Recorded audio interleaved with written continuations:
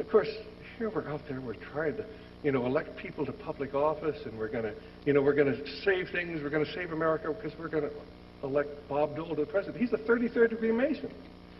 And so is Jack Kemp, who ran with him, and they were running against Bill Clinton, who comes from the Council on Foreign Relations and the Trilateral Commission and the Bilderbergers. Did you ever give a sucker an even chance? This symbol is the symbol of the mystery religions. The mystery religions, which have always been there since antiquity, since the Garden of Eden. The battle really started in the Garden of Eden. You saw it played out when Cain killed Abel. Why? Because Cain resented the fact that there was supposed to be a blood sacrifice, and God didn't want his sacrifice of grain. He hated Abel because Abel was favored by God. It was the same battle that you saw when God destroyed the whole earth, other than Noah at the time of the great flood. And you saw it played out when you had the destruction of the Temple of Babylon, when Nimrod wanted to unite all civilization under his leadership. You saw it at the Mount of Temptation when the devil offered Christ the whole of the world, all the kingdoms of the earth, if you'd only kneel down and worship him. And that same battle is being played out today in our halls of Congress, in our Supreme Court, being played out in our schools. There's a battle between good and evil. But it's not imaginary, it's not theoretical. How do you explain abortion today with worldwide probably the murder of 500 million unborn children? How do you explain the AIDS epidemic, which today is decimating Africa? We have the statistics out of Africa. They're being collected by the U.S. Census Bureau. Doesn't that make you feel good? We're monitoring the HIV epidemic in Africa. Now, we're not monitoring it in America. We have no statistics in America that are comparable to what we have out of Africa. But in Africa, if you look at the nations in Central and Southern Africa, the capital cities, and any of you want this, we'll be glad to send it to you or tell you how you can call the U.S. Census Bureau and get it. The incidence, low incidence, that's you and me that have no identifiable risk factors, about 15 to 36% are infected, they're all going to die. High risk, that's Army, the people in the government who use prostitutes, people with STDs, from about 40 to 86%. In Harare, 32% of the low-risk people, the capital city of Zimbabwe, 86% of the military and high-risk people are all infected and they're all going to die. The greatest human tragedy of all time, and what are you reading in your newspapers? Well, less people are dying in America from the disease. Now, they don't tell you the same number of people are coming down with AIDS every year, 50,000 a year, but less people are dying because we have medicines. But that's not doing any good in Africa and Asia, where they're allowing this epidemic to be used for genocide. If you read the Bible, you read Revelation 6:8, they tell that a quarter of the world is going to be destroyed by famine and plague. And if you read the NIV, I believe, or one of the other, it talks about by the plagues. This is a biblical plague of truly biblical proportions. We're involved in the most amazing battle of all time, and everybody's fighting the wrong enemy. And it's about time that people started talking about what Masonry really represents, because we've got the writings of the Masons who tell you it's Luciferian. And I don't care what the people say, well, it's good. Look all the good we do. Look at all the good Adolf Hitler did. He put in great new roads all across Europe, the Autobahns. And they improved the health care. And they improved the education for the people of Germany. Of course, the people in the occupied areas, they didn't give much education to, as Adolf Hitler said, just teach them how to be able to read the road signs so they can stay out of the way of my tanks, but don't educate them. And that's why we're not educating the kids in America today, because we're intentionally dumbing them down. Well, that's why we've taken God out of our schools, and 4 of the 6 Supreme Court judges who voted to take God out of our schools were Masons. The Masons have always wanted to destroy Christianity in America and to destroy the fabric of this society, and that's simply the inner core of this Masonic organization. Now, much of what I've told you about the background of the Council on Foreign Relations is contained in this, and we're working on a new treatise. We'll have it in a couple of weeks. So those of you who listen to my radio program every Saturday on K-Bright, let's get a plug in. It's noon every Saturday, 7:40 a.m. We'll tell you as soon as this is available. And it'll have the documentation for everything that I've told you tonight, or get a copy of this tape. And you can help to support the Granada Forum by getting it, this nice gentleman who's doing this, or get a tape of this and listen to it and get the source documentation, and then help us to get the word out. Many years ago, Whittaker Chambers left the Communist Party and identified Alger Hiss as having been a communist spy. Now, Alger Hiss was the man who wrote the United Nations Charter. He was at Yalta with President Roosevelt.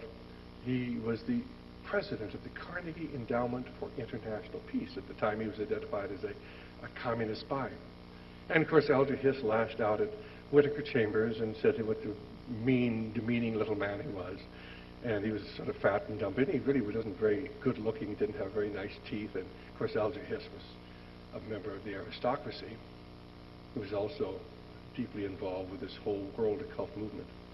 And Whittaker Chambers said, well, do you hate Alger Hiss? He's attacking you. And Whittaker Chambers said, I could never hate any man who believed, as I do, that life is not worth living, for which a man is not willing to die at any moment.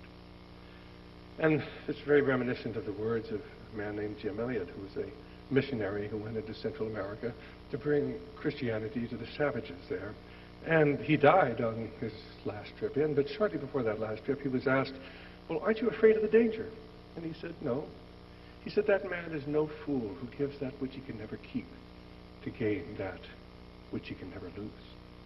That man is no fool who gives that which he can never keep to gain that which he can never lose. We're involved in a spiritual battle today. And so I sincerely hope that many of you will join together with those of us who pledged our lives, our fortune, and our sacred honor in this epic struggle. After all, you have nothing to lose but your lives. You have eternity to gain. Remember those immortal words of James Russell Lowell. Once to every man and nation comes the moment to decide. In that strife of truth with falsehood for the good or evil side. Then it is the brave man chooses, while the coward stands aside, until the multitude make virtue of the faith they have denied. Though the cause of evil prospers, yet his truth alone is strong. Though her portion be the scaffold, and upon the throne be wrong. But that scaffold sways the future, for in the dim unknown standeth God within the shadows, keeping watch above his own. Thank you, and God bless you. Thank you very much, Dr. Monteith. If you have any questions, go ahead and line up at the back, and I'm sure Dr. Monteith will be happy to answer them for you. Please, no political statements, no opinions. Just ask the good doctor a question. He's got a lot of answers, I'm sure. I can talk you out of the glass of water. Okay, fine. If you have a question, we'd love to answer it if we can. No questions. Well, I guess we covered it all then. What is the New Age religion? Is that dealing with the environment and all? Do you know, is the New World religion that they're trying to put on us?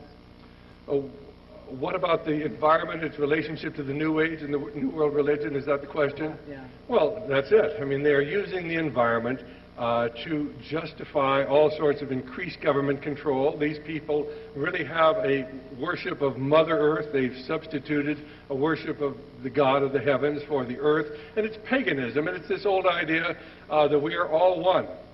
You are part of me, I'm part of you, you're part of the floor, I'm part of the ceiling, we're part of the trees and the flowers and the animals, and it's this pagan concept that has gripped the minds of so many people. Anything to draw people away from the truth that is recorded in the Holy Scriptures.